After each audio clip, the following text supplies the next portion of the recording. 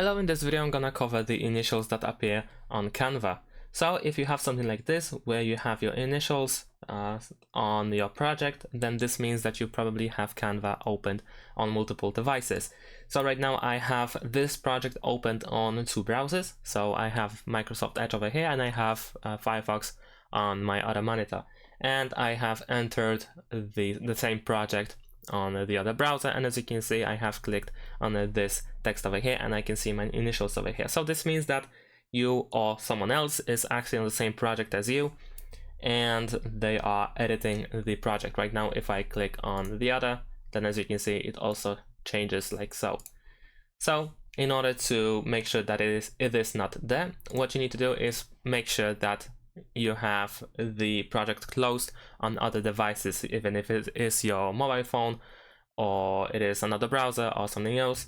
Then all you need to do is pretty much just close it, and then the initials should be gone. And even if someone doesn't want to leave, you don't have to worry about these initials, because even if you save your project, even if you export it or download it, then they will not be seen.